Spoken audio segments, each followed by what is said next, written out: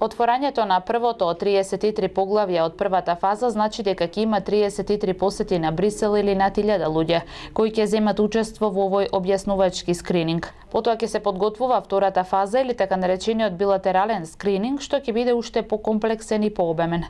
Процесот се очекува да заврши до јуни 2019 година, пошто треба да започнат и преговорите за членство во Европската унија. Со цел да може да се вклучат сите кои сакаат и можат да помогнат во скринингот и преговарачкиот процес, владата распиша оглас за создавање регистар на надворешни експерти.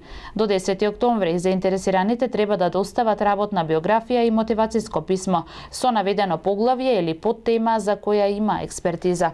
Советникот за евроинтеграција Бојан Маричич, кој е главен технички преговарач, вели дека целта е создавање база на експерти од едно или повеќе поглавја во правото на Европската унија за ангажирање на краток или долг рок во текот на целиот процес.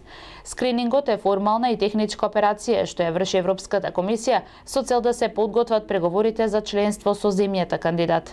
Како процес тој има за цел од една страна да ги запознае земјите кандидати со правото на Европската унија и на тој начин да ги подготви за преговорите.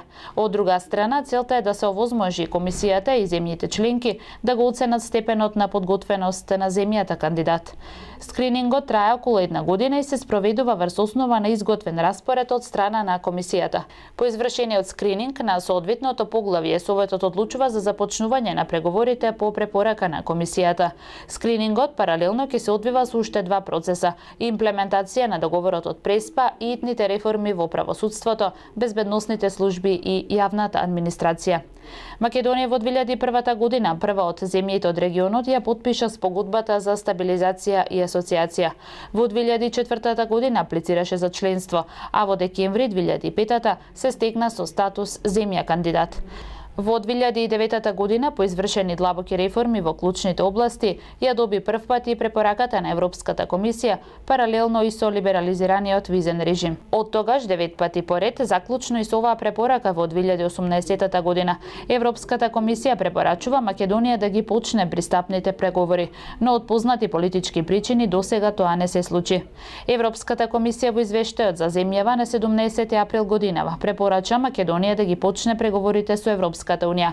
Европскиот совет на 26 јуни ја поддржа одлуката за условен почеток на преговори со Македонија, што треба да се отворат во јуни 2019 година. Тоа ќе зависи од исполнување на 4 услови: спроведување на итните реформски приоритети, спроведување на договорот за името, позитивен извештај на Европската комисија и одлука на Советот на Европската унија.